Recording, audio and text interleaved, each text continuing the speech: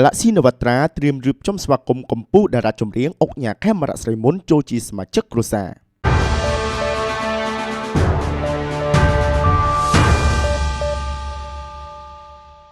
ថ្មីនេះផលិតកម្ម Galaxy នវត្រាត្រៀមនឹងរៀបចំកម្មវិធីស្វាគមន៍កម្ពុជាតារាចម្រៀងអុកញ៉ាខេមរៈស្រីមុនចូលជាសមាជិកគ្រួសារថ្មីដំណឹងដែលកម្ពុជាសន្តិភាពទទួលបាននេះបន្ទាប់ពីឃើញ poster លិខិតអញ្ជើញរបស់អុកញ៉ាហេងឡុងនិងលោកជុំទាវចងច័ន្ទលក្ខណាតាំងពីបញ្ចប់កងត្រាជាមួយនឹងផលិតកម្មហងមាសរយៈពេល5ឆ្នាំ2017-2022មកអុកញ៉ាខេមរៈស្រីមុនត្រូវបានគេសង្ស័យថានឹងរត់ចូលមកជ្រកជាមួយនឹងអ្នកអុកញ៉ាលេងនវត្រាតែម្ដងព្រោះដោយសង្កេតឃើញរឿងចំណុចដេកធ្លីផងនិងទំនាក់ទំនងជិតស្និទ្ធផងនេះក៏មិនខុសពីកម្ពុជាតារាចម្រៀងព្រៀបស្វាត់ប៉ុន្មានដែរដំណើររបស់តារាចម្រៀងខេមរៈស្រីមុនហក់ចូលទៅ Galaxy នឹងបង្ហាញមុខនាពេលឆាប់ៗខាងមុខនេះហាក់បីដូចជាបន្ថែមកម្ដៅនៃការប្រជែងទីផ្សារចម្រៀងរបស់លោកជាមួយនឹងរៀបច្បងដែលចេញពីហងមាសដូចគ្នាឲ្យចាប់ផ្ដើមសារជាថ្មីម្ដងទៀតជាក់ជាមិនខានតាមការមើលឃើញរបស់ fan បានសន្និដ្ឋានថាតារាជួរមុខទាំងពីរដួងនេះធ្លាប់ប្រជែងគ្នាយ៉ាងស្វិតស្វាញបំផុតរយៈពេលជិត10ឆ្នាំកន្លងមកទើបតែស្ងប់ស្ងាត់កាក់យកឈ្នះចាញ់គ្នារយៈពេលជាង1ឆ្នាំចុងក្រោយនេះបន្ទាប់ពីអ្នកទាំងពីរទទួលបានគោរមងារជាអុកញ៉ាដំណើរគ្នា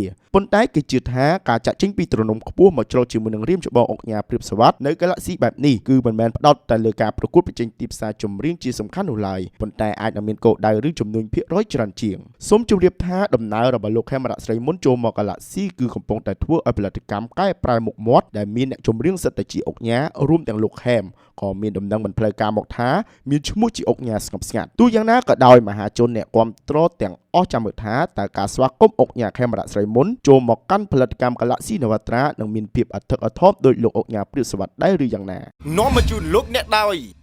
ក្រុមហ៊ុន RS Rival Marketing Cambodia សម្ផស្សសុខភាពឧត្តមភាព Cream Firmix 3មិនចាក់មិនលេបមិនវះកាត់គ្រាន់តែលាបប៉ុណ្ណោះ Cara Pop Shoe Body Serum ស្បែកសស្អាតក្លិនក្រអូបនិងជឿជាក់